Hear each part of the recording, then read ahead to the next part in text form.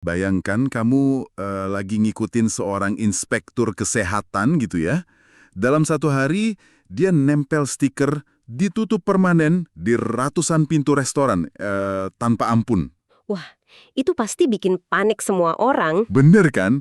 Nah, kalikan skala itu menjadi program nasional raksasa. Di eksplorasi mendalam kita hari ini, kita bakal bongkar perombakan besar-besaran di tubuh Badan Gizi Nasional. Atau BGN di bawah pimpinan baru Pak Sudaryono. Ya, tepat. Oke, mari kita bedah ini. Tanggal 27 Juli 2026, tepat 833 dapur program makan bergizi gratis ditutup permanen. Cuma dalam satu hari loh itu. Menutup 800 dapur lebih dalam sehari itu eksekusi yang drastis banget. Banget. Manajemen baru ini menerapkan aturan tegas kayak suspend, tutup, tidak dibayar, dan yang penting tanpa kompensasi apapun untuk pihak dapur yang bermasalah. Dari pimpinan baru. Yang menarik di sini adalah alasannya. Ini bukan sekedar telat administrasi ya. Dapur-dapur ini bermasalah parah di higienitas, sanitasi, sampai kualitas makanan yang buruk. Oh, wow. Jadi bahaya secara fisik ya buat yang makan. Benar. Ada juga yang sistem pembuangan limbahnya atau IPAL-nya itu mencemari lingkungan sekitar karena tidak dibangun sesuai standar. Serius? Sampai mencemari lingkungan? Iya, dan kalau bicara sebaran, ini sangat masif. Ada 98 dapur di Sumatera, 311 di Jawa dan Madura, sampai 424 dapur dari Kalimantan hingga Papua. Wah, dari ujung ke ujung ya. Tepat, membiarkan mereka tetap beroperasi justru memunculkan risiko keracunan massal. Jadi BGN seolah mau bilang, lebih baik gagal capai target kuota harian daripada meracuni masyarakat. Masuk akal sih. Jadi situasinya sudah di tahap membahayakan keselamatan publik ya. Tapi pertanyaannya, gimana bisa ratusan dapur dengan standar seburuk ini beroperasi barengan? Nah, itu dia. Ini kan program pemerintah pusat gitu. Pasti ada yang salah di atasnya dong. Betul, disitulah akar masalahnya. Kalau dapur di lapangannya kotor, biasanya karena manajemen di kantor pusatnya juga berantakan. Logis. Perombakan ini ternyata tidak berhenti di fasilitas fisik aja, tapi menyasar langsung ke internal BGN. Bayangkan, ada 261 pegawai non-ASN yang dipecat karena tidak disiplin. Hah? 261 orang? Itu banyak banget untuk level pusat. Dan yang paling mengejutkan, 37 diantaranya adalah mereka yang menjabat sebagai tenaga ahli loh. Tunggu, 37 tenaga ahli dipecat? Iya, tenaga ahli. Astaga, bayangkan, orang-orang yang seharusnya mendesain standar gizi dan sanitasi ini justru tidak disiplin menjalankan tugas. Betul sekali.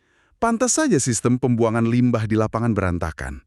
Kalau arsiteknya saja tidak mengawasi cetak birunya, apalagi tukang bangunannya di lapangan kan? Analogi yang pas. Dan masalah ini ternyata mengakar sampai ke level birokrasi yang lebih dalam.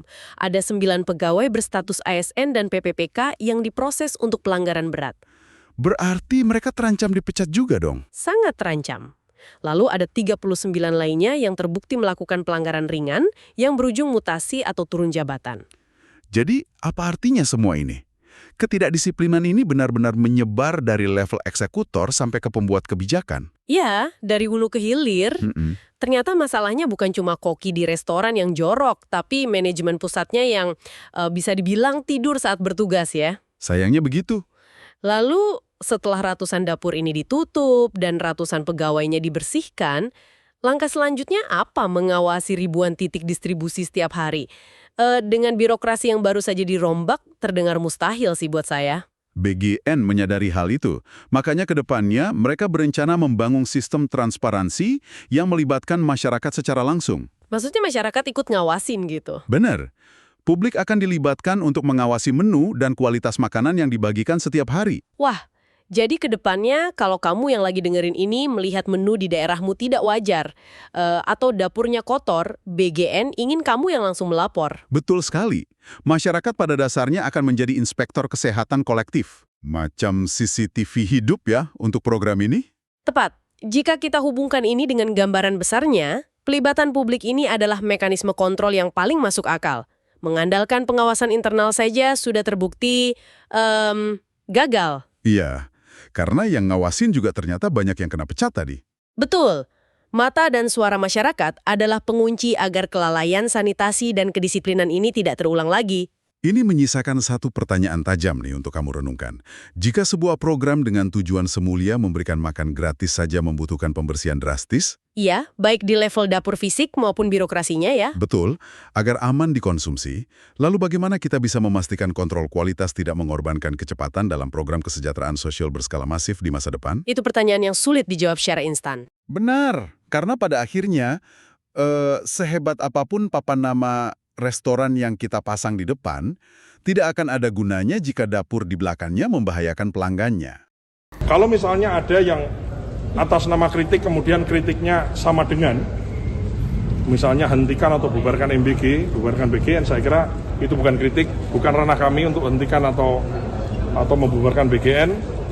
Ya, makan bergizi adalah tender politiknya Presiden Prabowo. Direncanakan jauh-jauh hari, disampaikan di momen kampanye, dan kemudian beliau terpilih jadi presiden. Sehingga yang kita lakukan fokusnya adalah perbaikan tata kelola, menyediakan gizi yang baik dan aman bagi anak-anak kita, bagi ibu hamil, menyusui, dan lansia, dan memberikan efek positif terhadap perekonomian khususnya berada di desa-desa. Ini adalah program dari rakyat dan akan diberikan kepada rakyat. Ya. Sekali lagi kami mendengarkan. I'm listening. We are listening. Pak, kasus keracunan dan penipuan di SPG Pak sudah ada strategi. Oh ini ya anulah nanti kita ya sudah ada beberapa. Saya sedikit banyak kan ngerti ya karena di awal-awal dulu waktu bahas MBG saya juga bagian dari orang yang terlibat. Kemudian saya sebagai Wakil Menteri Pertanian juga kita sedikit banyak bersinggungan karena memang terkait rantai pasok dan lain-lain, dan di situ banyak juga masukan-masukan, keluhan-keluhan, dan saya mendengarkan itu. Selain itu saya juga adalah orang politik, saya adalah Ketua Gerindra Jawa Tengah, ya tentu saja kader-kader itu juga lapor, ini begini Mas Dar, ini begini Mas Dar, ya tentu saja ini semua.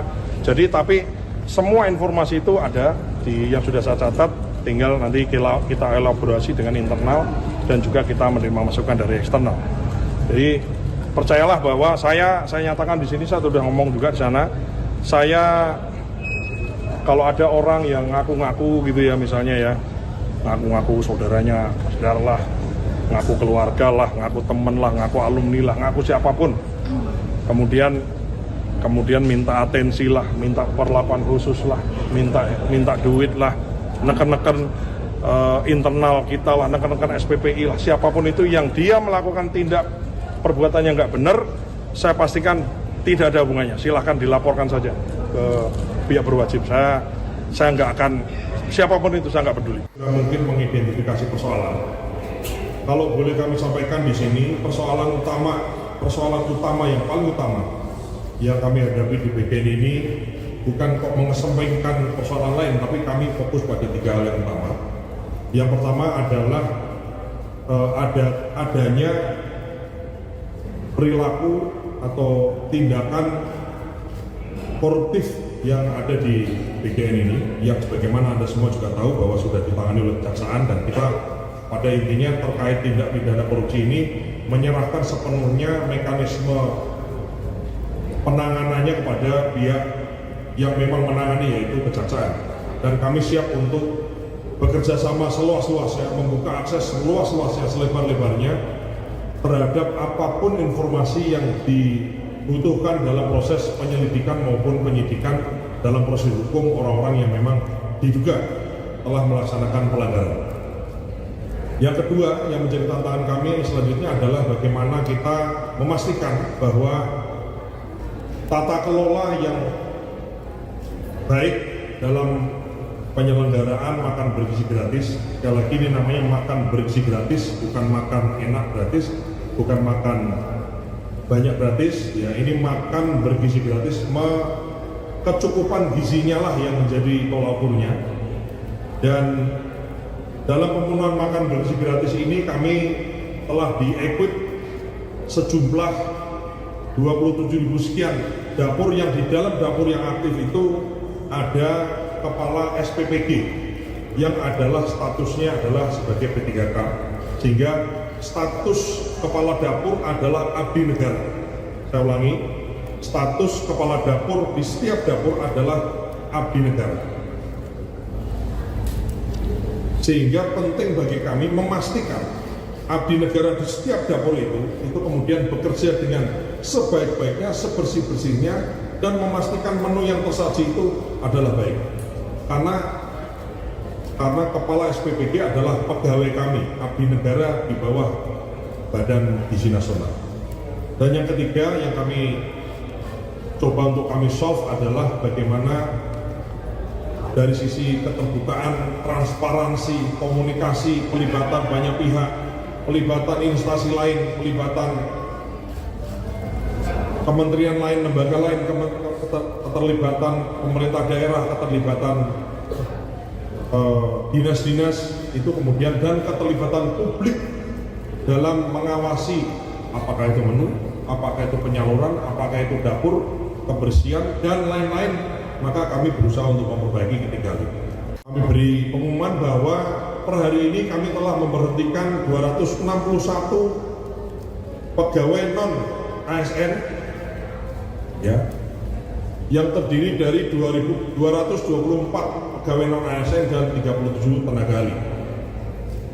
Pegawai non ASN ini diberhentikan salah satu dan paling besar adalah karena diduga adanya pelanggaran, tidak disiplin, dan lain-lain. Selanjutnya kami telah memproses, ada temuan 9 melakukan pelanggaran berat atau disiplin berat. Ini adalah ASN dan P3K, dan besar kemungkinan yang bersangkutan akan kami proses pemecatan. Dan ditemukan 39 disiplin ringan yang kemudian akan kami mutasi, kami demosi, dan kami akan berikan sanksi administrasi maupun sanksi peringatan. Selain itu, kami telah menemukan ada 883 dapur yang kami suspend per hari ini, yang terdiri dari 98 di wilayah 1 wilayah Sumatera, 311 di wilayah Jawa dan Madura, dan wilayah 3 424 dengan total sebagai non wilayah 833. Dapur yang disuspend secara permanen ini itu bukan kayak yang lalu, misalnya dulu kan disuspend tapi tetap dibayar. Kalau ini udah suspend, tutup, nggak dibayar. Ini betul-betul adalah suspend karena pelanggaran. Download Tribun X sekarang, menghadirkan lokal menjadi Indonesia.